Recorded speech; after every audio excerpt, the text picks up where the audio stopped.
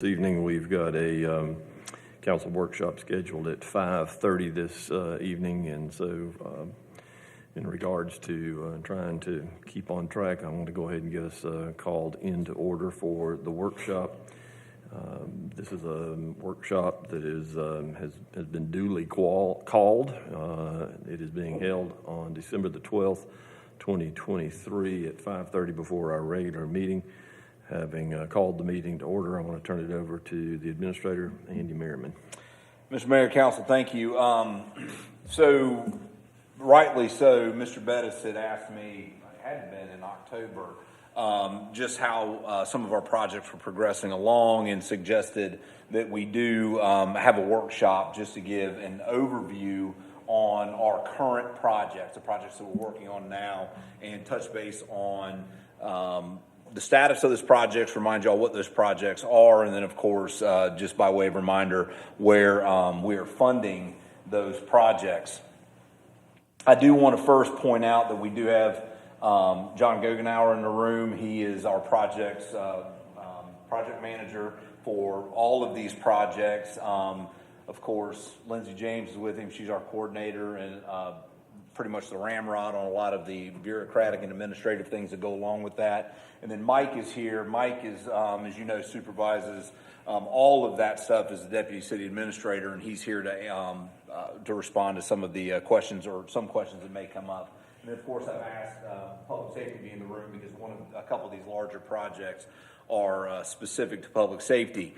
Parks and Rec could not be here tonight because they are at their annual conference. So we'll go ahead and jump right into this. What you see in front of you is just an overview. Now, I want to make very clear about what this is. This is what we presented to you in April of 2022. If you'll recall, we went through an exercise right shortly after the ARPA money came in about how we would fund a number of these projects that we knew we needed to accomplish. What you see in front of you was a result of those discussions.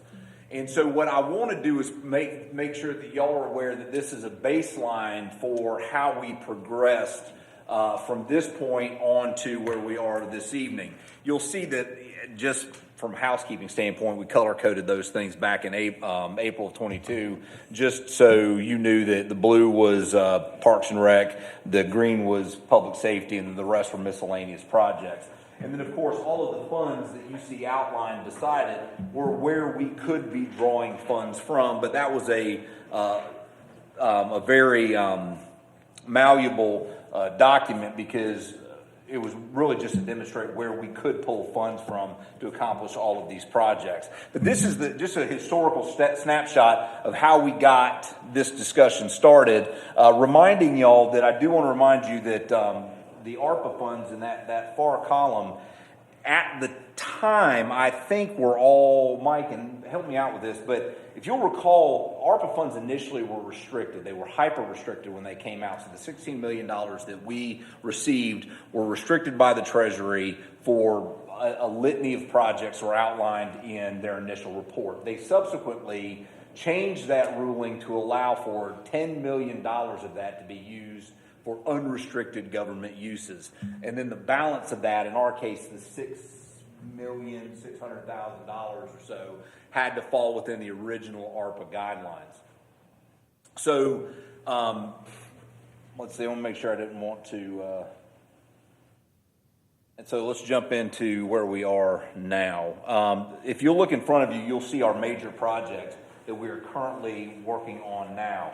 The first one was Barry, as far as it goes to Greer Relief, Barry as it goes to the city portion of it, the golf clubhouse, and the South Super Station. So there's a couple things to point out here. One, these totals that you see as far as estimated costs were at the time that the project, under the project's inception, were the estimated costs. What we've got here is total project price in the second column, which includes everything, including land purchase, architectural engineering fees, other land development fees, environmental studies, etc. So all of that stuff you see in the total project price is there in that column. These are the major projects that we're working on now, and as you can see in that final column, our estimated substantial completion date all fall within this fiscal year. We look to open South Suber in June of the fire station in 2020, June of 24.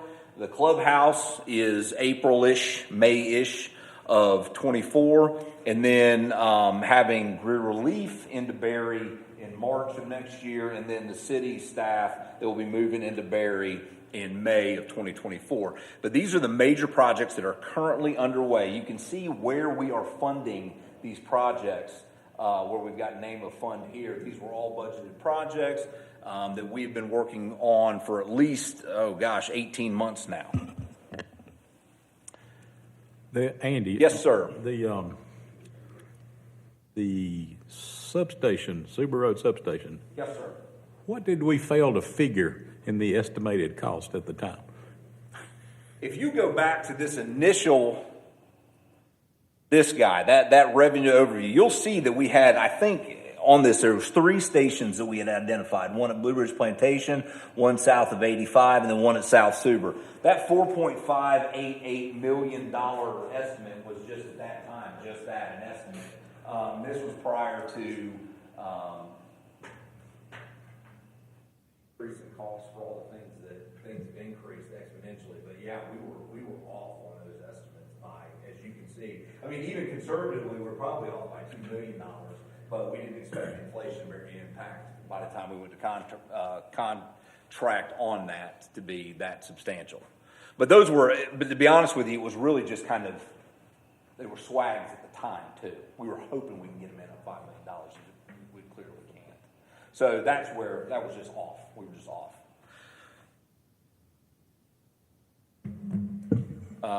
Going on here, now I want to point out here some of the minor projects that we're working on, and this is just a snapshot of minor projects.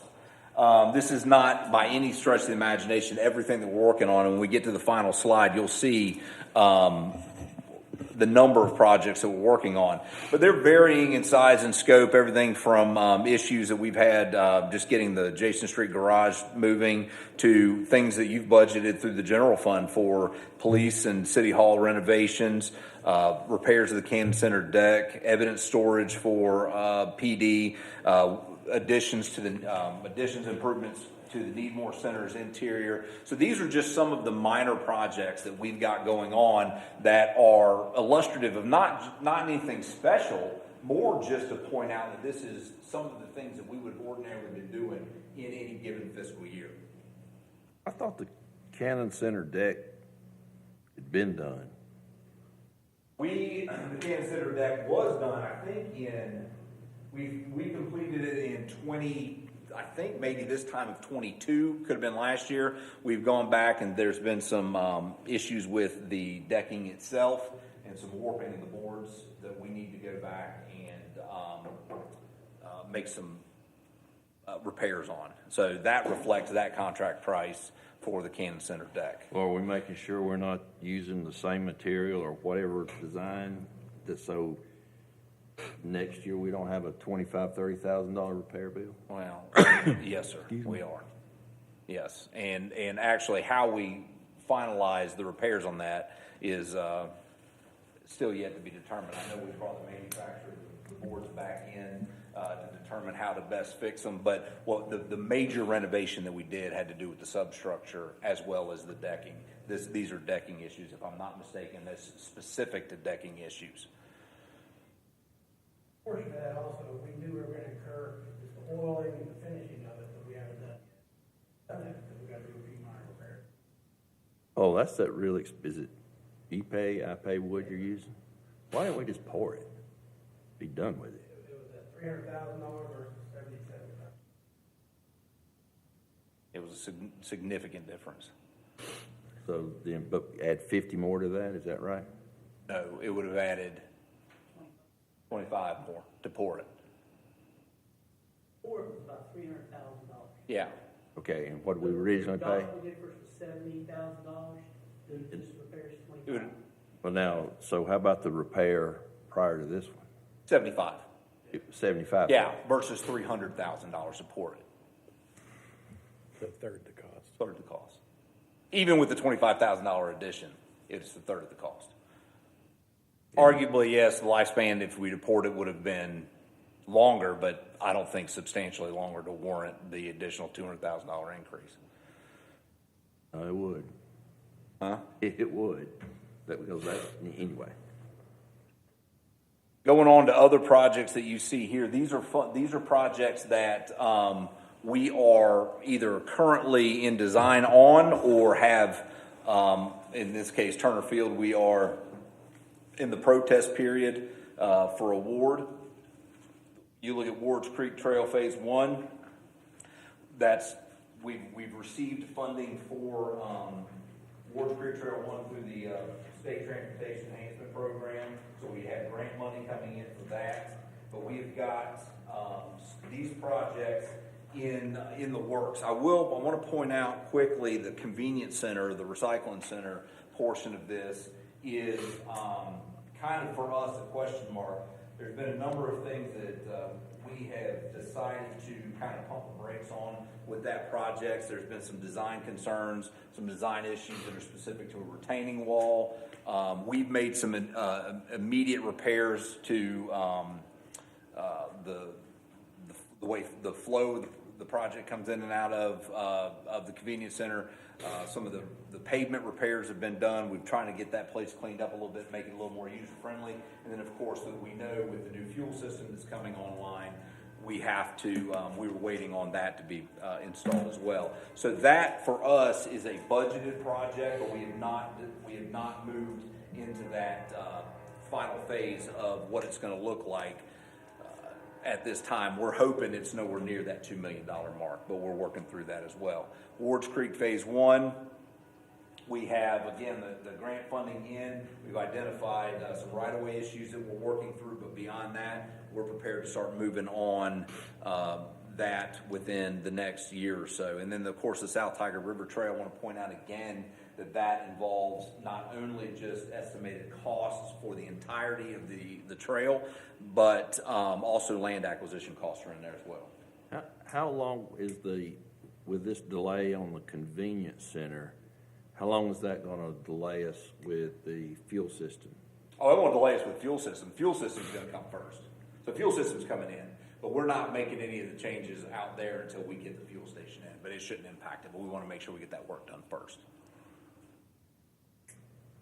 Okay, you want to make sure you get the new building up out there, is that it? This is not, the fuel station is not part of the building. The shop doesn't have anything to do with the fuel station. But that's more predicated on design issues that we've got on the other side of the fence. So the fueling station alone is its own issue. But the fence, or the other side of the fence with the shop and the where the dumpsters go, the back side of the facility, that's part where we're still working through some design issues and had a number of design issues.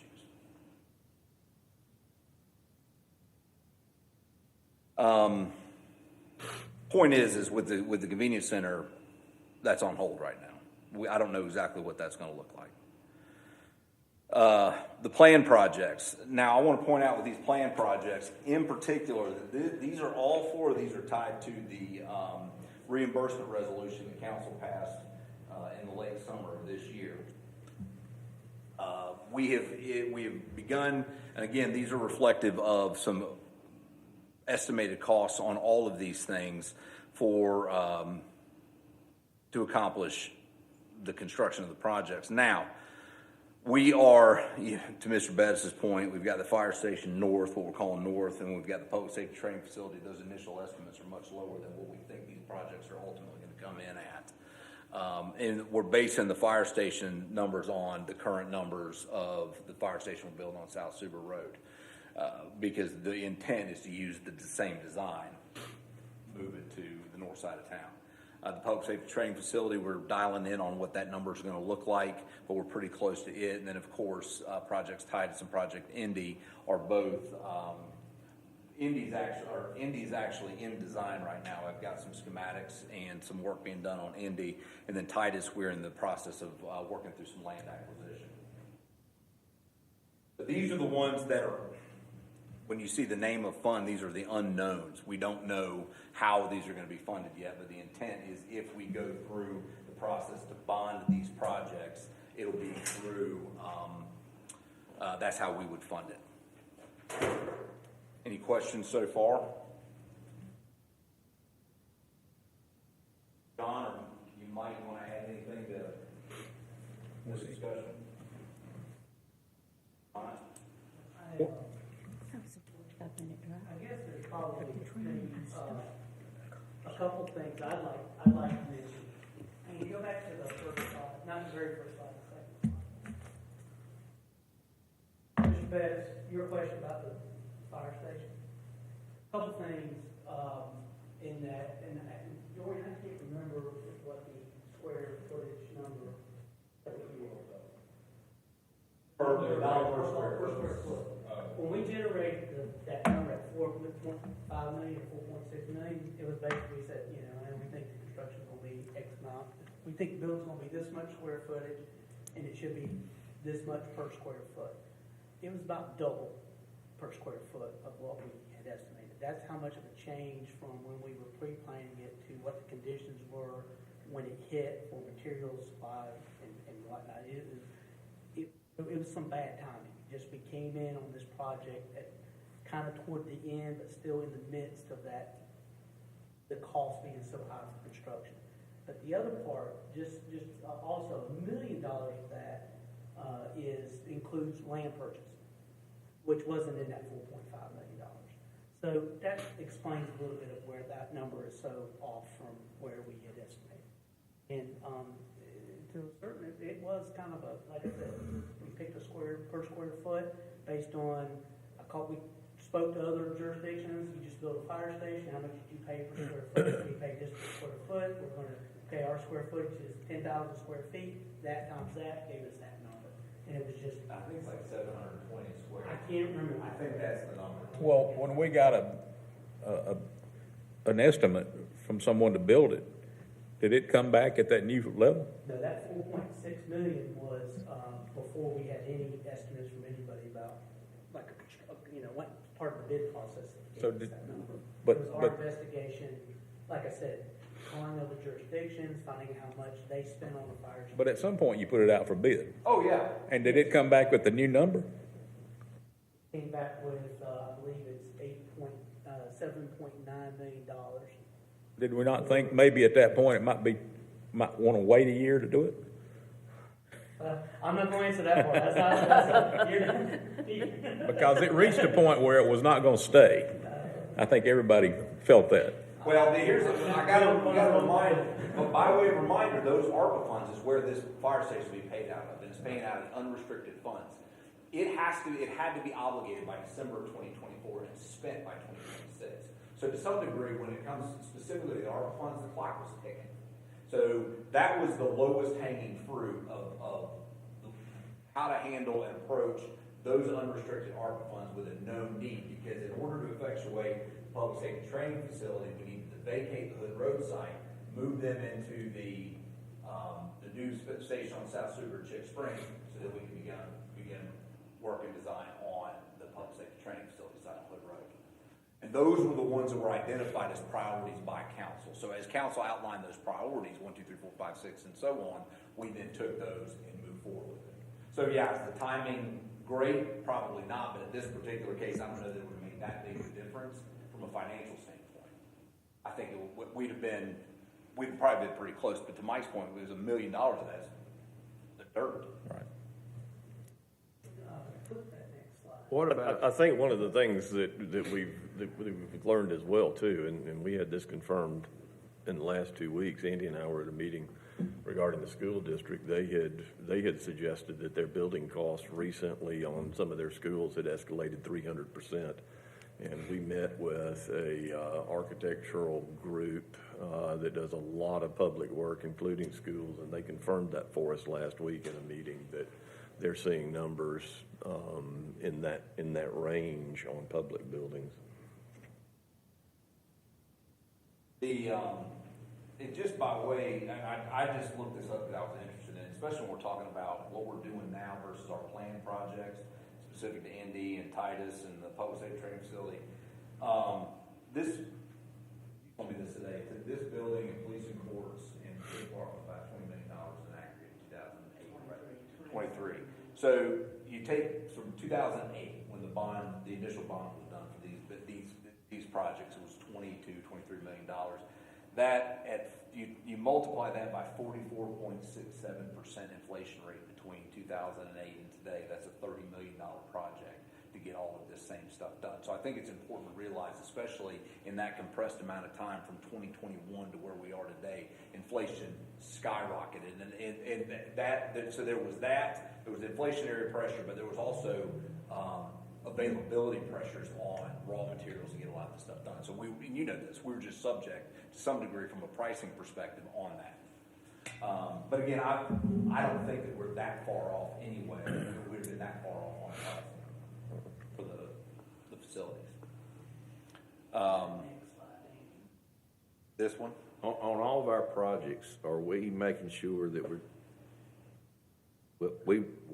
I had assumed that when we had new development in town that if new site annexed in, we had sidewalks and probably street lighting.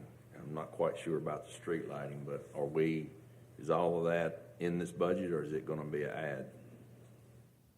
For all of these projects? Well, let's just talk about the fire station. Okay. Do we have sidewalks at the fire station? We didn't add it to the scope, but the reason we didn't add it to the scope of the initial project is because part of the reason we wanted to pick that site was SCDOT, the potential for partnership with SCDOT to adjust that intersection at Chick Springs and South Suber Road, and we didn't put the sidewalks into this cost because we don't want SCDOT to do improvements at South Suber and Chick Springs and then go in and tear up right away when we put sidewalks. So no, in that project in particular, we did not put sidewalks in there, in the scope.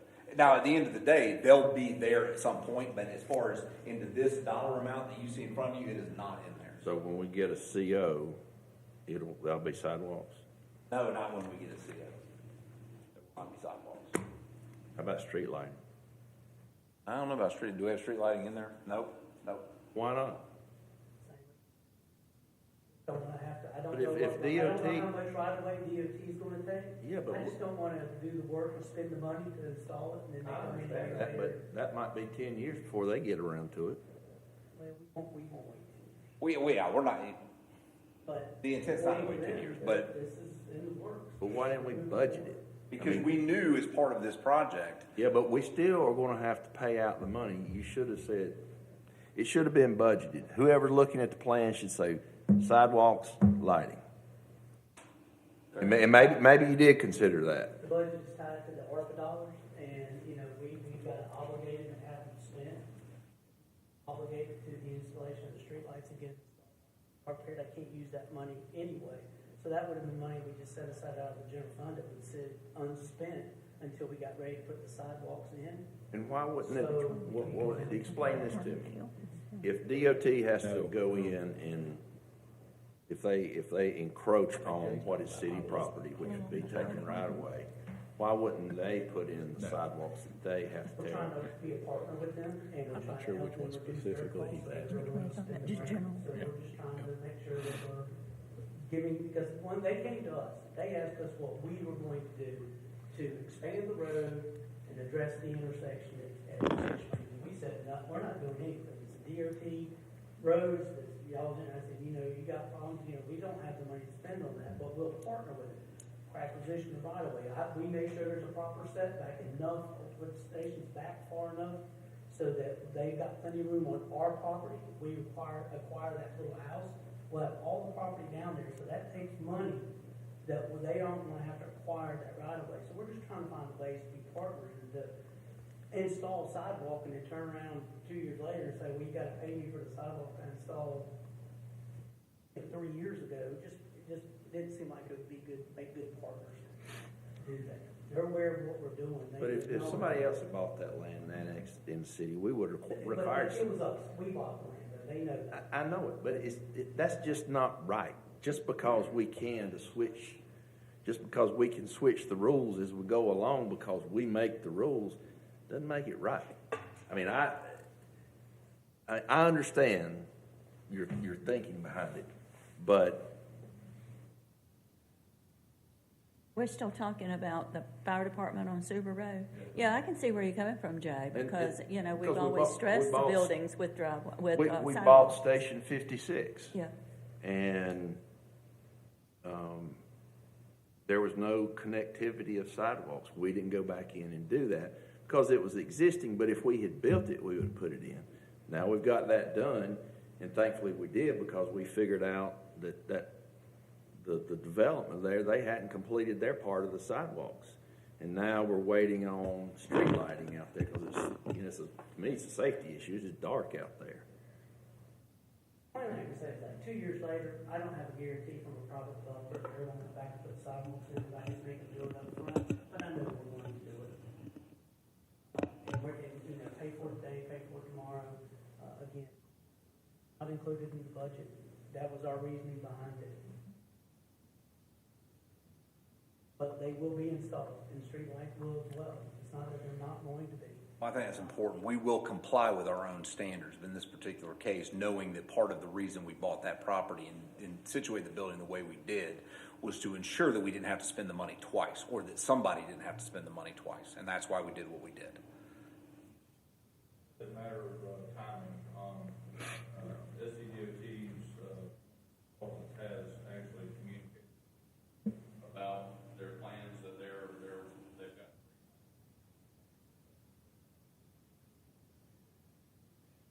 Asked for input initially. They're working on those plans now, and then they're supposed to come back and keep us in the loop with that. So that's not like a maybe down the road. They are actively working on improvements for that now. Any kind of timetable they mentioned? They did not, but I will tell you, it was a much different conversation than I had with them whenever I went to the neighborhood meeting in regards to the Wade Hampton corridor stuff they're looking at. I went there that night, and that's a big difference in the conversation I had that night, because it was kind of like, oh, well, you know, what are you gonna do? And then now they called and actually said, we are looking at this. We were one of the consultants that was, you know, hired by the CDOT to look at this. We want to make sure that whatever we design incorporates some of the concerns that you guys have and all that. So, I don't have a time frame, but they are supposed to keep me in the loop.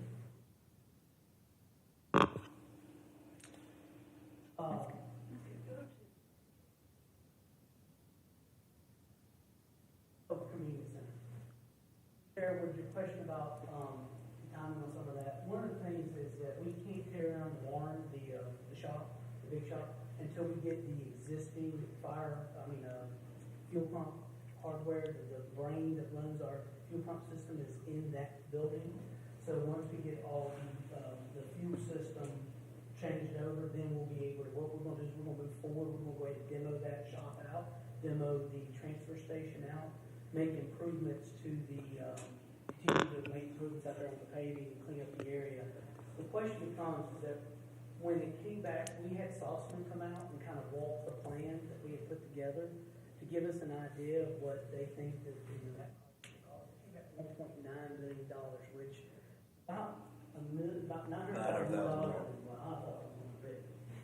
Just moving dirt, it just amazed me how much it was going to be. So we're just trying to decide scope of that project at this point, but we will be doing some improvements on the site and spending some money on that. We just don't think right now it's going to be anywhere near $2 million, but Well, I think we're that just trying to make sure that that is the best way to invest $2 million to improve a community center. Well, I guess the question I was asking earlier about the fuel system. So what you're saying is the controlling hardware, software, for now, for what we have now, because we haven't switched over, right? That is correct. It's in the old shop. Yes. So what are we waiting on about the new controlling? New system's going to relocate that to the, where the pumps are. Okay, and we've got that scheduled? We're working on it. We've run into some issues with the contractor, trying to get a subcontractor on site. The company that we're doing our hotspot project is the company that we're lined up to do the work for us, and they just allowed that project to jump the gun. It's being coordinated with the general contractor for the fuel system. I thought we already had somebody. Haven't we done part of the project? We've done the part of the project where we've done everything on our rolling fleet. So all of that stuff's been done. Now, the only thing that's waiting is that the first contractor did not have a license to work in South Carolina. So through our procurement process, they got kicked out. To Mike's point, the second one has been, we are now subject to this other project that was going on across the street. Note to self, as you take bids, make sure they've got license to operate in the state. Duly noted. Absolutely correct. And I think another thing to remember about the convenience center is this, and this is something we've discussed, we're 2 years into a 5-year agreement with our current provider, and the future of sanitation in Greer to some degree is up in the air. So to go dropping $2 million on a convenience center that may be integral to our fleet if we end up getting into that business ourselves is something we need to consider as well. So that's why I think it's one of the things we're doing to slow the roll a little bit on that. But this is, to Mr. Bettis' point about the escalated costs of these, we knew that as we start knocking these projects off the list, some are going to be higher than we anticipated, and we would have to cannibalize some of the other projects that are on the list. To me, this is one of those projects that it's going to get cannibalized to some degree, and we're going to make the improvements we can out at the convenience center while we can until we've determined the long-term viability of how that property is going to be used. I want to just kind of give you all a little bit of idea of what we're looking at from some design. This is some of the conceptual work that has been done for the Berry Avenue that the city will encompass. This is some of the ongoing work. This is our side. Yeah, this is our side of Berry. The work that's been done, again, I'll point you back to the estimated completion date for our side is, I think, we have it in May. Is that, yeah, we're looking at late of, May. The next one is Berry, this is the floor plan that we're working on right now to get Berry, the Greer Relief side of Berry completed. This is some of the ongoing work that's going in there. They are an early spring substantial completion date to get Greer Relief moved over. This is just again a conceptual of some of the site plan for the golf course. This is some of the work that's going on out there now in and around the clubhouse. It has been a very busy scene. We're hoping to have that one done April-ish, May-ish of 2024. This, of course, is just a black and white elevation of the front, the side, and the rear of the Super Road station.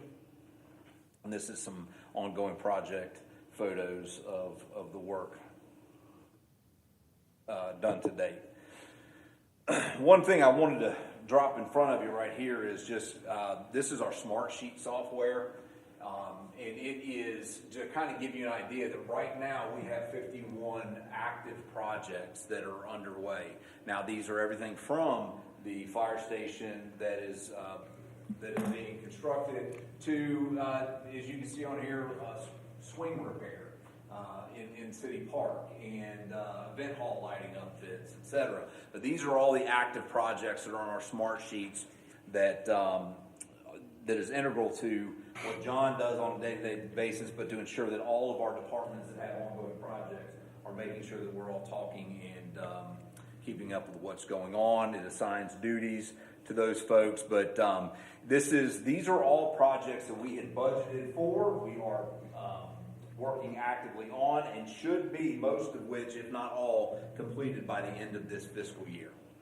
So it is obviously a very busy time, but as you go back to the slide on future planned projects, as soon as this door is closed and we close these projects out, we have other ones waiting, along with all the other just mundane projects that come along with operating a city of our size.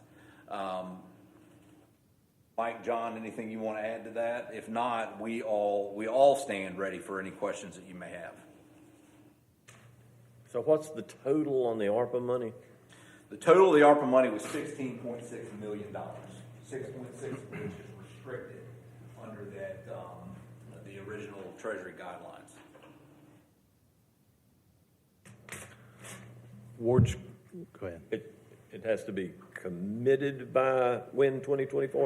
End of 2024. End of 2024 and obligated the next year? Spent by 26. Spent by 26, okay. All right. Ward's Creek shows us $4 million and then 1.5. That's just for the phase one? Phase one. Both of those numbers? Yeah, so, Phase one, difference 4 million was what we had estimated for the entire Wards Creek project. We're only doing phase one at this time, which is one. At tune of 1.5. yes, sir. That mostly acquisition. Actually, most of that's trail work itself, but you gotta remember, we got 750,000, is that right? Like, how much was that grant we got from that? Yeah, 1.2. Yeah, 1.2 of which we're responsible for $270,000.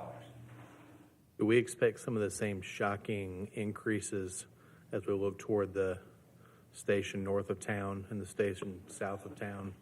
Some of those same issues, or do we anticipate building costs and other costs to stabilize where those projects are concerned?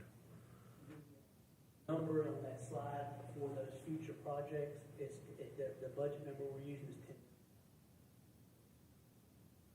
Because that's where we are now on South Suber? 8.9 right now, so we put in. That's just, design and construction, all, everything. Doesn't take into account if there needs to be like a lane. But right now, we're working on secure the site for that. So, that 10 million, elevating the Yeah. 7.9 million.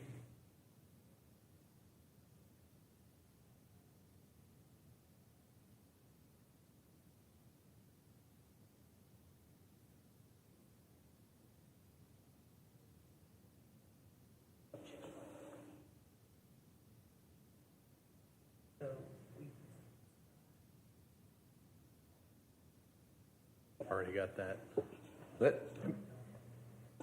Mike mentioned something about the design costs. And so Andy knows, because he and I have had some very loud conversations about two things I'm about to say. One is the design of the fire station. We put a lot of effort into our new this council has, into the new buildings that we've built. And we talk about who we are. And I believe when you're spending $10 million on a building, unless it's just something like a fire station, because everybody sees it, it should represent where it is, the city, all of these things. My opinion, and it's just my opinion, the fire station doesn't represent any of that. If you go look and you pull out station designs all across the country, you can just about put ours in that magazine because it's the same. Everybody's wanting to use the bifold bay doors, which are probably, I don't know, 5-10 times the cost of a regular bay door. I think the stations need to represent either the area or the buildings that we build need to represent the area and the city that they're in.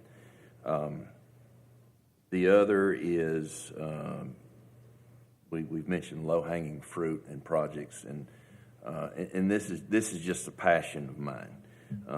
But the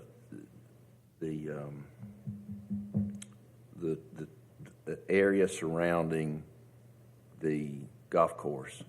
I know that it's an expensive thing to go in and plan for trails and outdoor amphitheaters, whatever. It is expensive. But I believe that there are things that we can do just to dress it up. I mean, we have equipment and we have staff that you could dedicate. You know, right now would be a great time. You would be finishing up leaf season, and they're not cutting grass, but they could go in and with their heavy cutters that we have, cut a lot of that, open it up, do special things to enhance the habitat for the vegetation, make sure we've got native vegetation and not invasive stuff, and for the wildlife habitat out there. And we could do things, and I think, you know, Mike and I have talked about this, but I just want to let for y'all's food for thought. There was one thing that we just let you know from our conversation. We are going to, like you said, we're wrapping up leaf season, and once that gets wrapped up, that transition period between late June, January to in February, we're gonna go out there, we're gonna start doing some work out there on the site to do some. Good. Spoke to Travis and walk out there and just try to get an idea of where to start. Good. Jay, in terms of, are you talking about having a design standard for all our new buildings, or what? Well, I just think that when we built this building and the police and courts, it all has elements of what Greer is. Yeah. And if you're going to spend $10 million on a building, I would say it would. The designer needs to do more than cut and paste. I mean, and that's just kind of that's just the issue that I have. You know, that station, I don't know, is the design. I don't know what it represents when you look at the elevations of it, because you're right off the highway, which is C3, but then you begin right across the street residential all the way down on sewer for that. So that's just me, and I'm very traditional with what I like to see in construction. So Something like headquarters then, maybe. well, I'm just giving you a hard time. Hey, look, headquarters can be dolled up, but you know, and it's Yeah, I guess the question becomes for me is, are we willing to pay whatever extra to do all brick exterior and do some of those kinds of things, you know, as opposed to generic? Now, I will say this. I think there is some advantage to generic, because the last thing in the world I want is one of those fire stations that looks like a big barn somewhere, or one that's in another upstate city that's a metal-looking building with great big numbers and, you know, letters all over it. Yeah, but I think there needs to be some sort of, yeah, that's Greer. And not just fire stations, because there's a lot going on here. Okay. Well, I want to leave you with one thing, and I want to drive this point home. 51 active projects right now. We are on pace to end this fiscal year where we had planned to end this fiscal year, funding these projects, completing these projects. So from a pacing standpoint, I'm confident that we're where we need to be. But an important thing to remember in this whole process is, one, it's very labor intensive from a staff perspective. John and Lindsay, they spend all of their days chasing contractors and ensuring that things are built the way they're supposed to be. Mike is constantly on top of this from a budgetary standpoint. Dorian has been instrumental in ensuring that we're getting easements that are necessary. I say this only to point out that these number of projects is really a first time that we've dealt with this in this city from a staff perspective, from a quantity relationship. So I want to make sure that that's clear. But the next phase of our development and our growth and our construction is going to be bigger. If council decides that's the way we're going to go, it'll be more complex and it'll be more intense. So I'm pleased with the way everything's moving at this pace. I would have loved to have seen prices in a different, the bottom line a little bit different on some of these projects, but we are where we are. I want to make sure that y'all understand that one, we're moving on. Two, these are going to be great projects to serve the citizens of Greer. We're going to do everything we can to come in at or under budget, and that your staff is committed to arguing and fighting over the fine details of every one of these invoices that we're getting, and that we're not just rubber stamping what's given to us. So we're making sure that we're on top of those, the dollars and cents from a staff perspective. But if you see in front of you these planned projects, this next phase, if council's inclined to move down that road, is substantial. Are you going to send us a copy of this? You can have a copy of that, and if there's anything else that you need from us, if you have any other questions, we stand prepared to respond and get you what you need. But yes, sir, you will have a copy of this. Are you prepared to publicly give us an update on any of these, where we stand on some of these? I can tell you now that the public safety training facility, we are finalizing some essential design elements. Basically, what's the square footage going to look like, and that estimated cost per square foot. That's where I think we're pretty safe in that $16 million range right now, hoping to get it right at 15. I do want to say that when that first number that came back was 20 million. Yeah, So it's. we've already got 4 million off of it. But that was actually council's top priority, if you'll recall, from 2 years ago when we had this discussion. The second one is the fire station north of town. We're actually probably in a good position from a design standpoint to move on that. I just need the dirt to put it on. We're working on finding that spot where that's going to go, because it's sensitive given the juxtaposition of the lakes, to where we don't want to put it in a position where we're not helping our response times in that area. So it is crucial that we get the property in the right spot. As far as Project Indy goes, we are doing some initial design work and initial engineering work. We've done some environmental work on that. And in Project Titus, we're actually looking at some land acquisition at this time. And there'll be some initial due diligence work that'll go into that.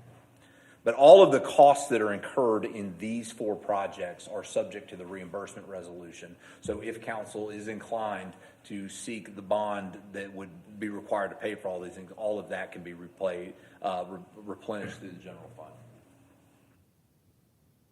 Others? Questions or comments? South Tiger Trail, how did we determine the scope of that project? Like, are we thinking about doing a blacktop paved surface where you can ride bikes, or to what extent is this going to play out, and then how did we come up with that? Well, from a project planning standpoint, that was it. The idea is a multi-use trail that would go from where our property begins on the Country Club Road side along the South Tiger, all the way down to the end of the golf course at the lake on Appalachia. So it would be the idea there, very from a rudimentary descriptor, is yes, it would be a multi-use trail accessing underneath the bridge at Country Club. So that provides a lot of that stuff in there. Then, of course, if you want to see some other scoping type things, we've got it, which would add other amenities to it, ADA access, et cetera. So that right there, to bare minimum, is what we're looking at. But it would have other amenities. Are we going to have any kind of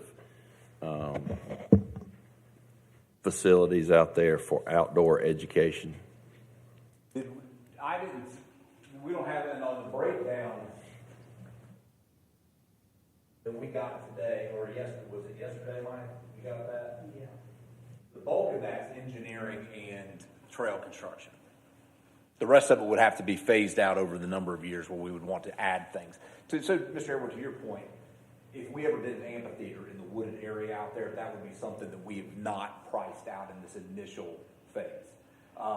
Switchbacks for trails or rustic camping or all the boat launches, those other things are kind of unknowns right now.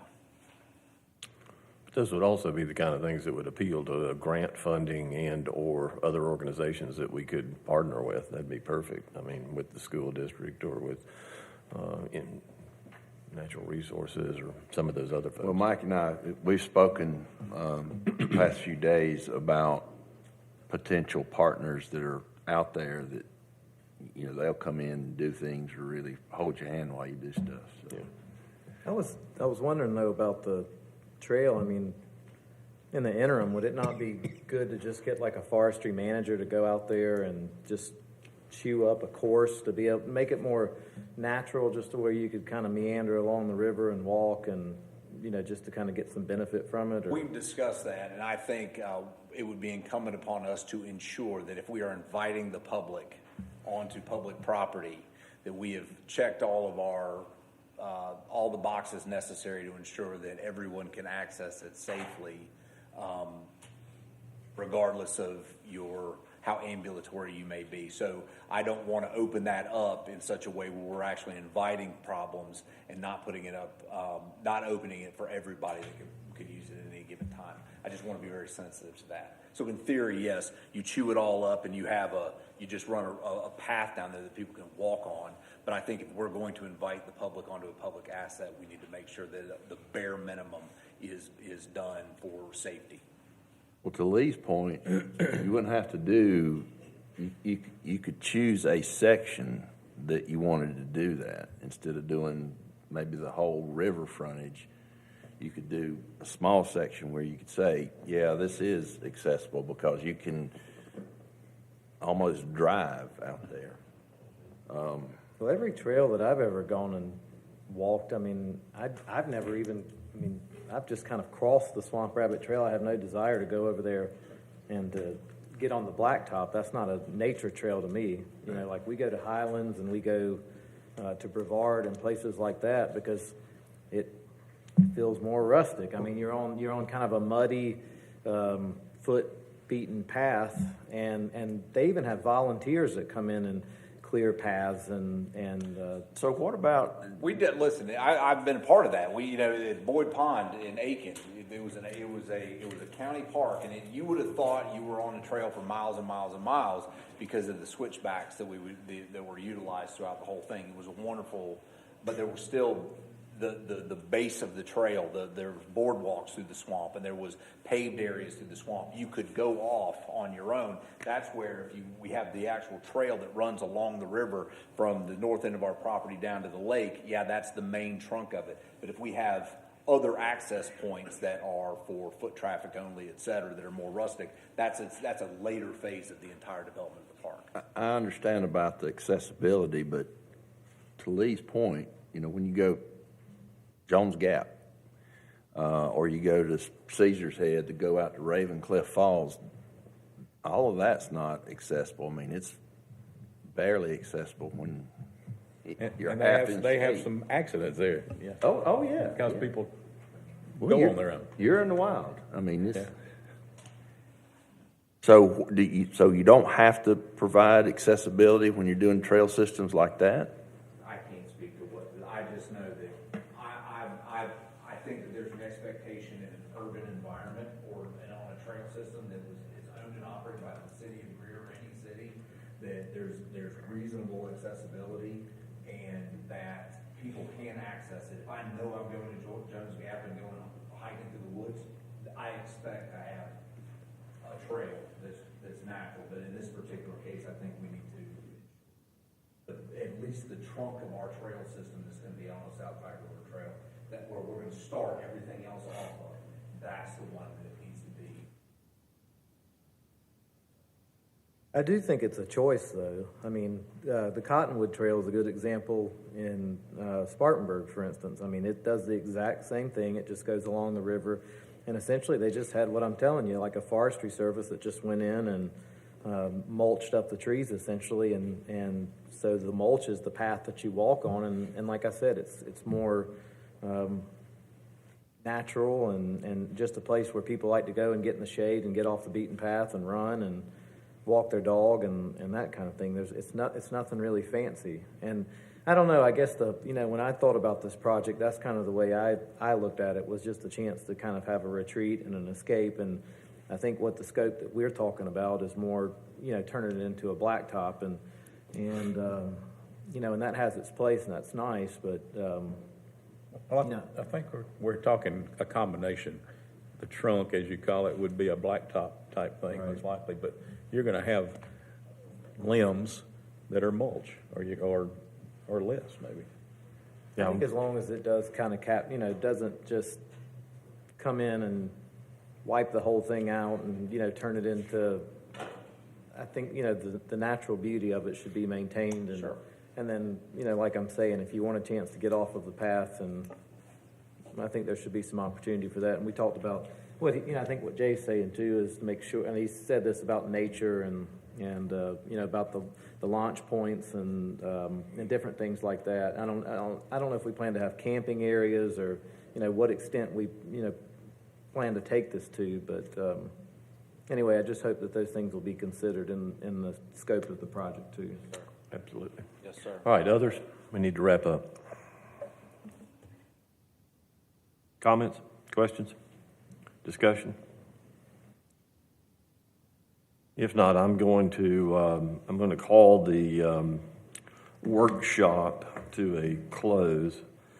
And since we are literally at the hour of our regular meeting starting, let's take a short recess, council, and we'll reconvene back here shortly. So this ends the workshop, and we will proceed with our regularly scheduled Greer City Council meeting shortly. I'm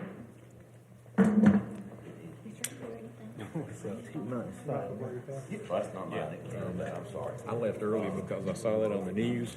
I didn't hear the details about it. I didn't even think about you having to go the long way around. I'm coming up Rush Creek Road, okay, the traffic is backed up all the way down and around the curve forever, and nobody's moving, because they gotta wait on the traffic. Well, okay, I get smart, and I said, okay, I'm just gonna go ahead and go down to 101 and go to the city that way. Makes more sense to me. Wrong. Arbitrary. Then I tried to take a shortcut, and then to get to it, and it was all the way down to 14. If you would send it to me, I would appreciate that. And then when I get to 101, I can see underneath there the police cars. Now, I don't know if there was an accident or the police cars were there to Car got hit. avoid the traffic. Car got hit on the Norfolk Southern. Got hit by the train. Yep. Oh, I thought, oh my gosh, what is wrong with it? So then I had to turn around and come all the way back down, and this time I came back down and went Buncombe and turned on Jones up there and came down Poinsett. Yeah. And then I get to the office and I hear the train horn blowing. And it's coming. And I said, oh gosh, I hope that thing's passing. You had to go over the overpass, didn't you? Well, see, that's where all the traffic was backed up. It was not moving. Okay, all right. And see, everybody was rerouting. So that was causing a backup on the train. Those that couldn't get that way were coming back this way, just like I did. Yeah. Oh my gosh. It wasn't any fun. I didn't think about you having that trouble. It hasn't ever taken me 45 minutes to get here. I think Jay was delayed too by. Yeah. City close enough, bring me. It's right there, it's Aquina, right? Yeah, that's it. That's the main one.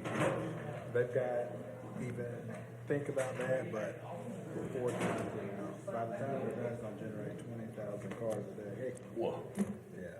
So they've got a huge nature trail they're doing, and it's got a lot of challenges. We're working through it. Okay. And that's it.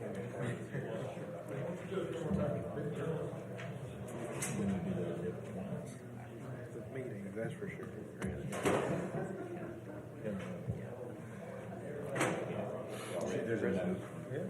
Well, right here. Well, my wife is, I'm not, I gotta stay. That's me. Yeah. Well, I got Lisa's cup, but it wasn't. Try that pen, it was good, well, you got a good pen? Oh, yeah. Okay. What she said. May want to let Judy borrow it, that black one's about gone. Chomping away at it.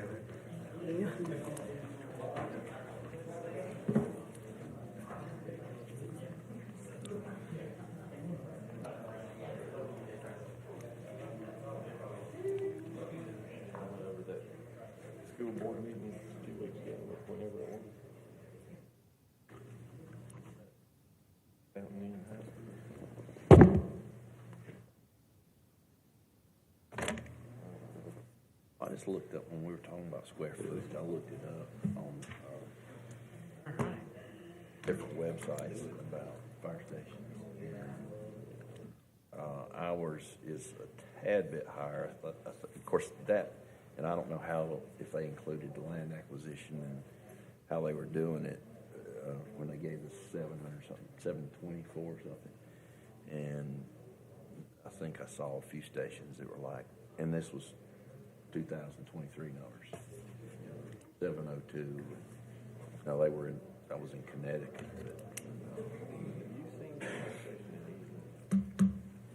Tell me about that. God awful thing I've ever seen in my life. I'm anxious to see what comes out. Right off of 123, it's over to the left. They added it to the old station, is what they did. They added this new one on, we got to the front, but it's Judy signed it already? No, waiting on her. It's all on angles, and then it's got SD and big letters that are off at an angle. And then Well, that, it's got no, numbers over the page. yeah, now, if you build in New Judy. York, so if you look at those stations. You need to sign both of those. They're a lot You need to sign both of really those for awards to Red and Justin. The movies, all the Disney movies. Yeah, Fire stations. but yeah, when I was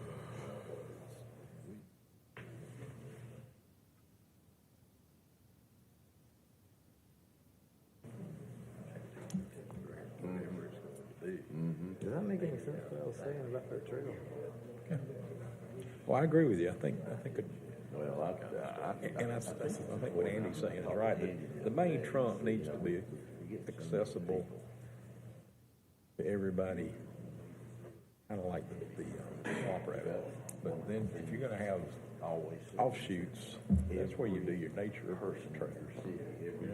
Away from the newest hire. Yeah, I mean, you They're can part have of that places like, you know, They stop get and that buy. camp or to picnic or Now, fish on the river or do anything. You know, we could have little sections set up for different Use just The experiences. Lee Dumas camping ground.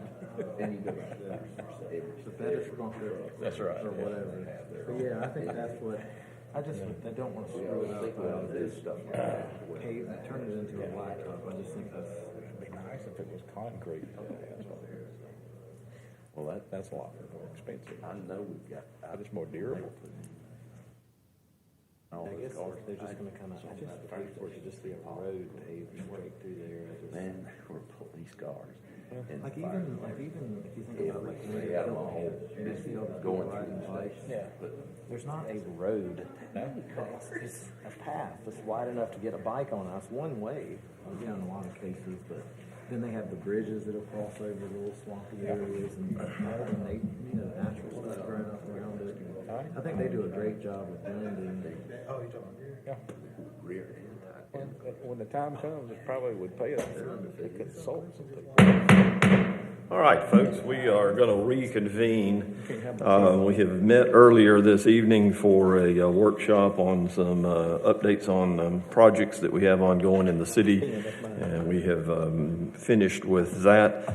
Let's move forward with the agenda as stated for the Greer City Council meeting. This council meeting is being held on December the 12th, 2023, having called the meeting to order. I'd like to ask Councilman Lee Dumas, if he would, to lead us in the Pledge of Allegiance, followed by an invocation for council. I'll ask that you please stand and join us. I pledge allegiance to the flag of the United States of America and to the republic for which it stands, one nation, under God, indivisible, with liberty and justice for all. Join us in prayer if you'd like. Gracious Heavenly Father, we thank you for this Christmas season that is upon us. Thank you that we're here gathered for our last meeting of this year as a council, and thank you for the many blessings that you've poured out on our city this year. Thank you specifically for the staff that are here being recognized for their service and all those that continue to serve our city. I'm very thankful and appreciative for all that they do for us. Again, we're thankful for the city, thankful for our state, this great nation, and all those serving this great nation all over the world. We pray for them tonight, Father. Continue with us throughout this season. Continue to pour out your blessings and help us to be grateful and thankful for all that you've given us, especially for the gift of your Son. In Christ's name we pray. Amen.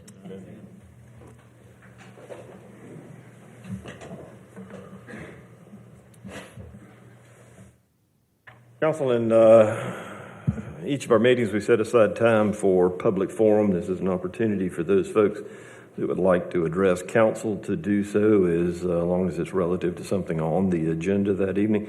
Ms. Duncan, do we have anybody to appear in public forum this evening? No, sir. With that then, council, let's move to the minutes of the council meeting. You have the minutes of the November 28th, 2023 meeting contained in your packet this evening. I'll entertain a motion that they be received. So moved. Second. And a second. Any items of note for the clerk? Hearing none, Ms. Duncan. Mr. Arrowood, Yes. Mr. Booker, Yes. Mr. Hopper, Yes. Mr. Dumas, Yes. Mr. Bettis, Yes. Miss Albert, Yes. Mayor Danner. Yes. Council, we've got employee recognitions this evening. And as Mr. Dumas mentioned just a moment ago, as we wind down this year, it's a good time for us to get together. We had a full house last week at our employee breakfast, and hope you had an opportunity to be a part of that. Always good to get together, and I was trying to figure out a way for us to figure out how we were going to eat, and ask all of our employees that had been here under 3 years to stand, and it was the vast majority, it looked like, from where I was standing, of the people that were here.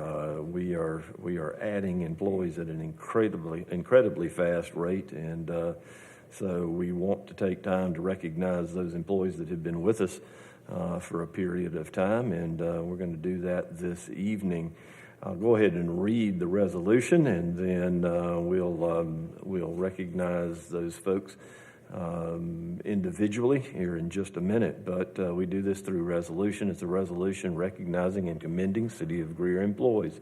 It reads, whereas the City of Greer endeavors to recognize and reward its dedicated and faithful employees. And whereas Andrew Ballou has served in the engineering department for 5 years, Tyler Collins has served in the fire department for 5 years, Chandra Kelly has served in the building and development standards department for 5 years, Jessica Grimstead has served in the police department for 5 years, David Holtzclaw has served in parks, recreation, and tourism for 10 years, and Reggie Waddell served in the engineering department for 15 years. And whereas these employees have served in a distinguished and professional manner, now be it therefore resolved that the City of Greer and the City Council, in a meeting duly assembled, wishes to officially recognize and commend those employees for their distinguished and dedicated service which they have performed. Be it further resolved that the City of Greer hereby reward these dedicated employees with a certificate of appreciation and an administrative day off with pay, approved this 12th day of December 2023. I'm going to ask the administrator, if he would, to join me up front, and we will recognize those employees that are with us this evening.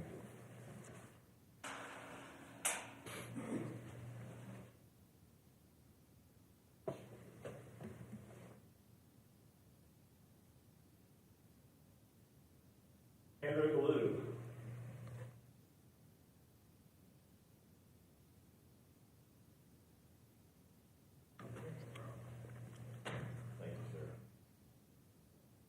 Stay up here with us and get a picture of this. Tyler Collins.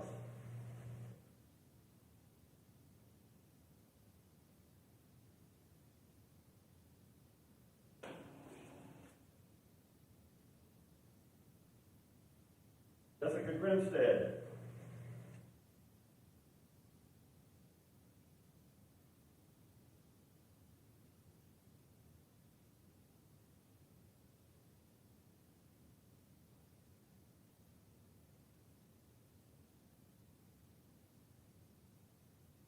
David Holtzclaw.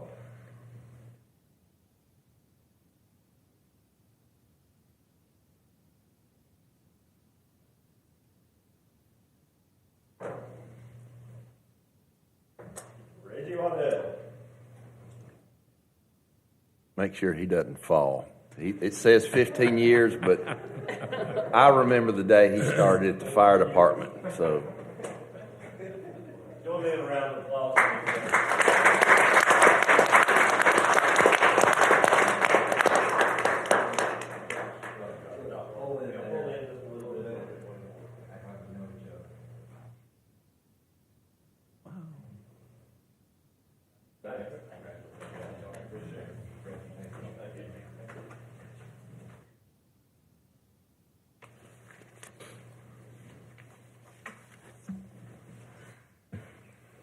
Mr. Mayor, that was the longest that Tyler's ever sat still in 5 years of working for the city. So shout out to Tyler for that.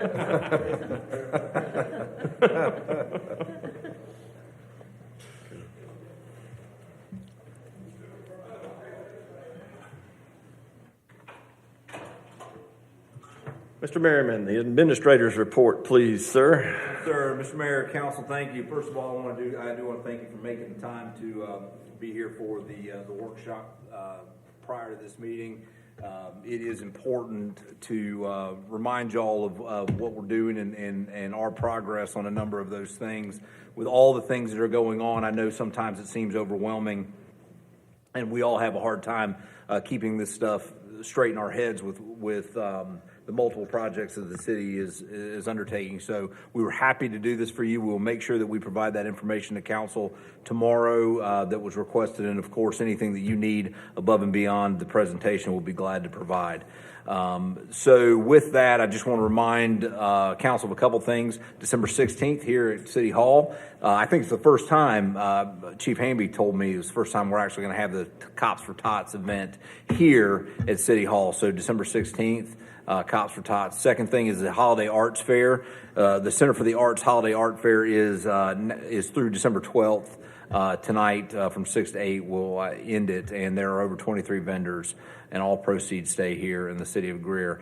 Want to also recognize Miss Ellie Horton. Miss Ellie Horton was the recipient of a wish through the Make-A-Wish Foundation, and she learned at the tree lighting and the Christmas parade that she was going to go to Disney, which was her wish. So I want to congratulate Miss Ellie, and of course thank the Make-A-Wish Foundation and city staff and our leadership here that made that happen. So well done. And then finally, one last thing is we just had a recent graduating class of our Citizens Fire Academy. They completed the 9-week course to show people in Greer the functions and operations of the fire department. And so if you're interested in that, the department plans on having another session in the early spring. So if you're involved in our social media or you're available, you have access to those social media, just kind of keep an eye on those things and more information will come. Mr. Mayor, with that concludes my administrator's report for this evening.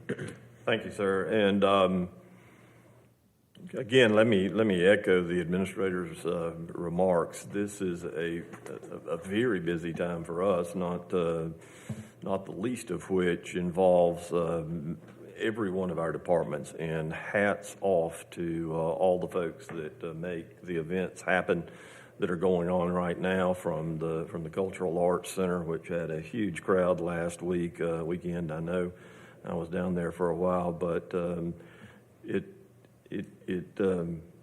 as we got to the planning stages and looked at the weather and those sorts of things, you begin to realize how much time and effort is put into planning that weekend of events that we do to kick off our Christmas season. And there is just about no tweaking that, because it involves everybody in the city. And just wanted to say thank you to, and I'm not even going to name the departments because it literally is everybody. Thank you for what you did that weekend. We had some pretty good weather.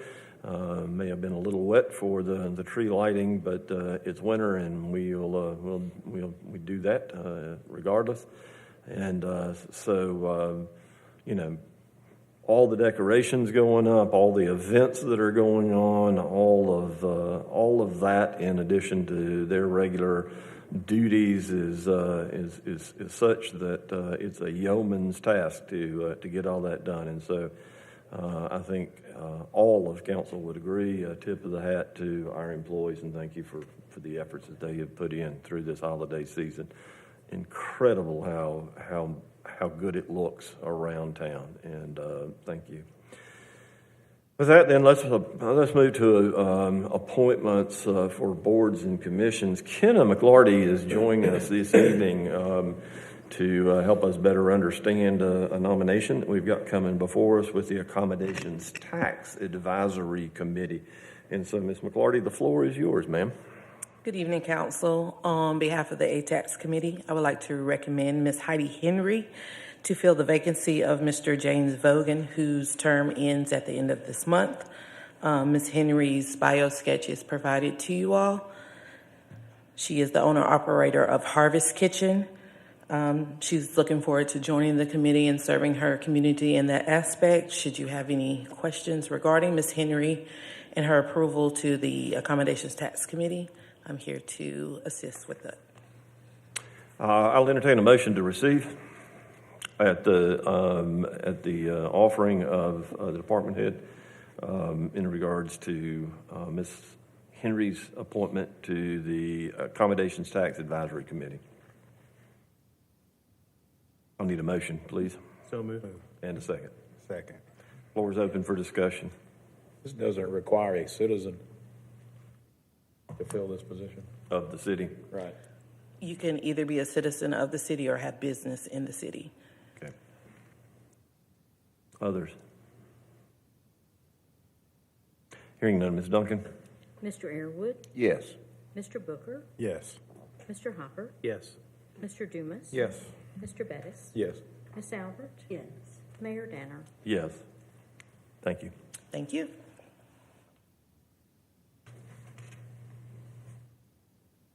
Council, we will move to matters of old business, of which we only have one this evening. That is the second and final reading of ordinance number 33-2023, an ordinance to change the zoning classification of certain properties owned by True North Properties, LLC, located at 101 Greenleaf Drive and 103 Woodhaven Drive, from R12 residential to R7.5. Any new or additional information in that regard? There are no updates. No updates. With that, then, I'll entertain a motion to receive. So moved. Second. And a second. Floor is open for discussion. Questions? Comments? Hearing none, Ms. Duncan? Mr. Airwood, Yes. Mr. Booker, Yes. Mr. Hopper, Yes. Mr. Dumas, Yes. Mr. Bettis, Yes. Miss Albert. Yes. Mayor Danner. Yes. Thank you, ma'am. Council, we don't have any items for executive session this evening. I wish to thank you for your service through this past year. We have accomplished much, and we have much to accomplish as we move towards a new year. This being our last meeting of the year, I'd like to wish you a happy holiday season and a blessed Christmas. And with that, we stand adjourned.